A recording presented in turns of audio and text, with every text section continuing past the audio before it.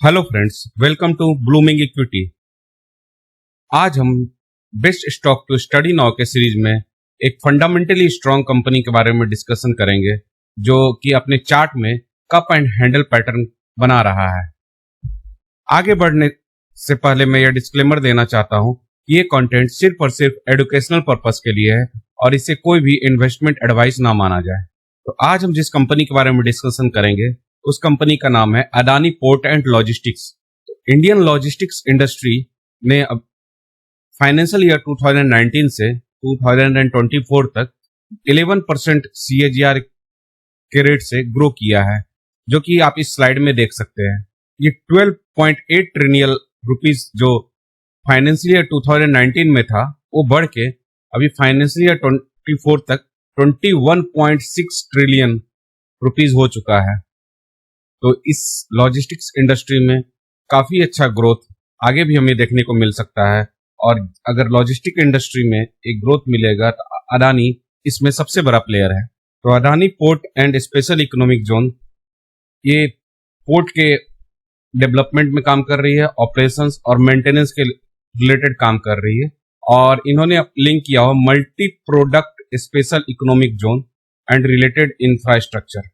अगर इनके की पॉइंट्स की बात करें तो largest port operator in India है और company is the largest private port operator having 15 ports with a total cargo handling capacity of 633 MMT। It operates in the port in Haifa, Tanzania और कोलंबो में भी ये ऑपरेट कर रहे हैं। और बिजनेस वर्टिकल्स की इसकी बात करें तो इनका बिजनेस वर्टिकल में पोर्ट आ रहा है। The company operates 15 domestic and 4 international ports. Ports handle 27% of India's country's total cargo or 45.5% of container cargo in financial year 25. Its Mundra port is the largest commercial port. और marine से इनका business vertical है। Marine में it is the largest India's third party marine service provider है ये, operating at all major ports and other strategic locations. The largest private capital dredging player with a fleet serving Deen Dayal Port Authority, Jawaharlal Nehru Port Authority and Inland Waterways and Indian Navy. इनके logistics segment की बात करें तो it is a leading logistics service provider with a nationwide footprint.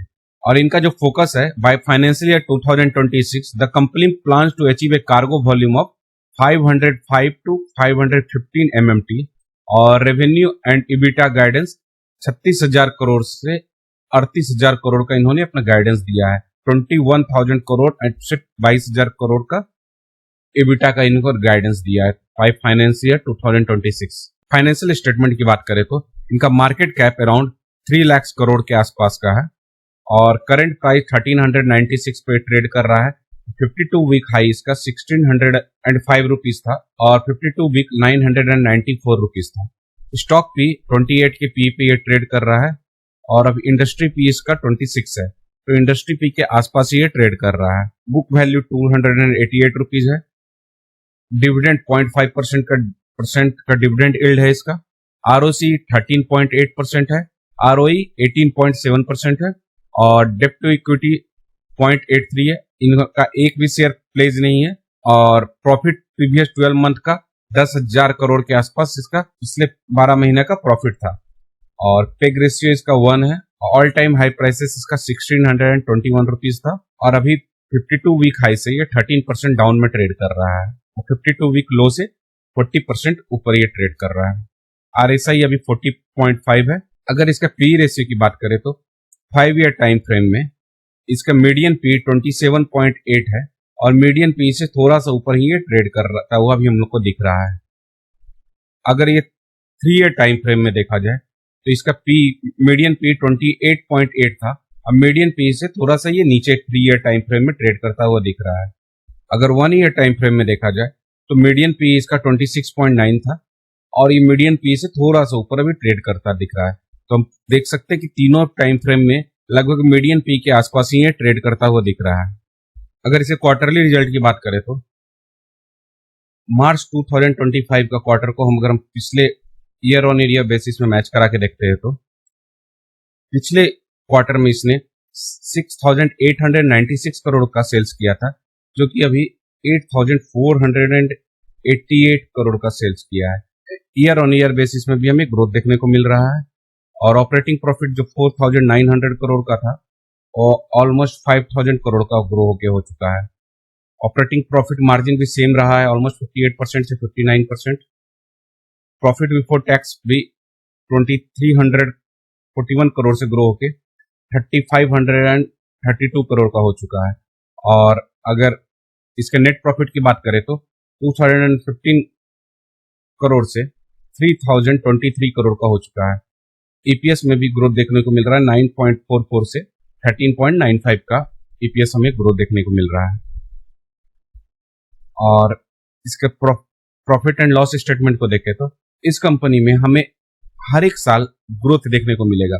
Sales जो मार्च 2014 में 4,800 करोड़ का था और ईयर ऑन ईयर अगर हम देख रहे हैं तो हर ईयर में इसमें ग्रोथ देखने को मिलेगा। आप देख सकते हैं सिर्फ एक ईयर है जहां पे ग्रोथ थोड़ा सा कम हुआ था, मार्च 2018 से मार्च 2019 में। उसके अलावा हर ईयर में आपको एक ग्रोथ देखने को मिलेगा। जो सेल्स तो 10 साल पहले इसका 4,830 करोड़ का था, वो बढ़ के लगभग 6 टाइम्स बढ़ के मोर देन 6 टाइम्स ये 30,475 करोड़ का हो चुका है। और जो प्रॉफिट ये 1,741 करोड़ का नेट प्रॉफिट था, वो 10 साल में ऑलमोस्ट 6 टाइम्स ग्रो हो चुका है, 11,061 करोड़ का हो चुका है। और इन्होंने अपना ओपीएम को भी 10 साल में ऑलमोस्ट मेंटेन ही रखा है। 10 साल पहले जो ऑपरेटिंग प्रॉफिट मार्जिन 60% था, वो अभी भी 60% है।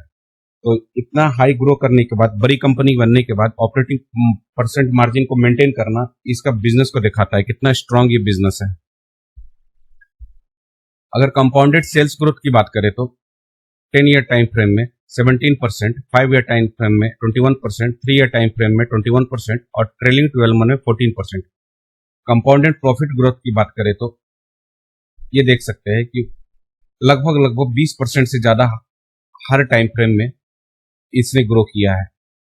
10 ईयर टाइम फ्रेम में थोड़ा कम है 17%, लेकिन उससे ऊपर ही है हर टाइम फ्रेम में। स्टॉक प्राइस सीएजीआर की बात करें तो 10 ईयर में 16%, 5 ईयर में 34%, 3 ईयर टाइम फ्रेम में 22%, वो एक साल में अभी -9% में हमें देखने को मिल रहा है। जबकि प्रॉफिट में ग्रोथ देखने को मिल रही है, सेल्स में ग्रोथ मिल रही है, लेकिन स्टॉक प्राइस अभी ग्रोथ देखने को नहीं मिली है। यही बेस्ट टाइम होता है हमें स्टॉक्स के बारे में स्टडी करने का और अपने वॉच लिस्ट में ऐड करने का, और देख सकते हैं हम अपने इन्वेस्टमेंट अपना खुद से हम कन्विक्शन बना सकते हैं। Return on equity 10 year time frame में भी 18%, 5 year time frame 17%, 3 year time frame में 17%, लास्ट ईयर इन्होंने 19% का रिटर्न ऑन इक्विटी जनरेट किया है। अगर इसके बैलेंस शीट की बात करें तो इन्होंने अपना रिजर्व 8,351 करोड़ से बढ़ा के 61,837 करोड़ का लास्ट 10 ईयर्स में इन्होंने किया है। तो ऑलमोस्ट मोर देन 7 टाइम्स का इन्होंने 10 ईयर टाइम फ्रेम में अपना रिजर्व्स को बढ़ाया है। और बोरोइंग भी इन्होंने 12,979 करोड़ का था, वो बोरोइंग लगभग 4 टाइम्स ही बढ़ा है, जबकि रिजर्व इनका 7 टाइम्स बढ़ चुका है। और इनका करेंटली वर्क इन प्रोग्रेस भी है 2025 करोड़ का जो था, अभी 11,706 करोड़ का करेंटली वर्क इन प्रोग्रेस है। टोटल एसेट्स में भी जो 24,000 का करोड़ था, वो ऑलमोस्ट 5 टाइम्स टोटल एसेट्स में भी ग्रोथ हमको देखने को मिल रहा है 10 ईयर टाइम फ्रेम में। तो रिजर्व्स में भी इसने काफी अच्छा किया है, बोरोइंग्स को उतना इंक्रीज नहीं किया है जितना अपना रिजर्व्स को इन्होंने इंक्रीज किया है। और करेंटली वर्क इन प्रोग्रेस भी इनका काफी अच्छा है 11,000 करोड़ का। जब ये वर्क इन प्रोग्रेस कंप्लीट हो जाएगा तो ये भी आपका रेवेन्यू और प्रॉफिट में एड अप करेगा। अगर शेयर होल्डिंग पैटर्न की बात करें तो प्रोमोटर ने ऑलमोस्ट 65.89% का प्रोमोटर है, जो कि लास्ट क्वार्टर से इन्होंने सेम मेंटेन किया हुआ है। और एफआईज ने भी माल अपना इंक्रीज किया है थोड़ा सा, डीआईज ने भी माल इंक्रीज किया है, और जो पब्लिक वीक हैंड्स कहते हैं उन्होंने अपना डिक्रीज किया है। तो ये काफी अच्छा संकेत है कि एफआईज ने इंक्रीज किया है, डीआईज ने भी इंक्रीज किया है, प्रोमोटर ने सेम रखा है। अगर इसके टेक्निकल चार्ट पैटर्न की बात करें तो हमें यह देखने को मिलेगा कि ये लाइन 200 डे मूविंग एवरेज का है। 200 डे मूविंग एवरेज को 50 डे मूविंग एवरेज ने यहाँ कट किया है और ये है 20 डे मूविंग एवरेज। तो इस पॉइंट पे हमारे को ये कट करता हुआ देखने को मिल रहा है। उसके बाद मार्केट सेंटिमेंट डाउन होने के कारण ये फिर से एक थोड़ा डाउन ट्रेंड में गया, ये डाउन हुआ स्टॉक और फिर ये अपने नेकलाइन के आसपास ही ये अपना रेसिस्टेंस फेस करता हुआ हमें देखने को मिलेगा। अभी हम देख सकते हैं कि ये एक बहुत सुंदर सा कप एंड हैंडल पैटर्न को बना रहा है। अगर इसके कप एंड हैंडल पैटर्न देखना चाहे तो ये देख सकते हैं कि ये इसका नेकलाइन हुआ और यहाँ पर ये सबसे बॉटम में ये नेकलाइन हुआ ये, और इसके कप को अगर हम लोग मेजर करके यहाँ से स्टेप को यहाँ से मेजर करके अगर ऊपर प्लॉट करते हैं तो हमें अपसाइड पोटेंशियल इसका देखने को मिलता है जो कि यहाँ पे आता है। और ये एक खूबसूरत सा जो कप एंड हैंडल पैटर्न बना रहा है वो देख सकते हैं। ये इसका कप हुआ और ये हैंडल हुआ। हो सकता है ये मल्टीपल हैंडल बना के यहाँ पे इसके बाद ये ब्रेकआउट दे, क्योंकि इसका बिजनेस भी काफी स्ट्रांग है, फाइनेंशियल स्टेटमेंट भी स्ट्रांग है, तो ये अपसाइड पोटेंशियल जाने का रखता है।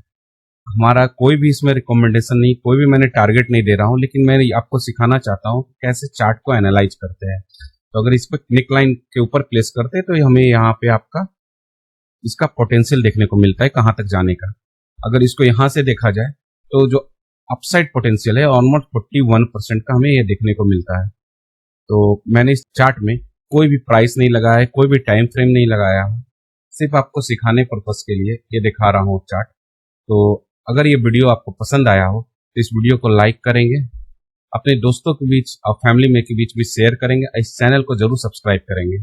मिलते हैं नेक्स्ट वीडियो में, तब तक के लिए जय हिंद।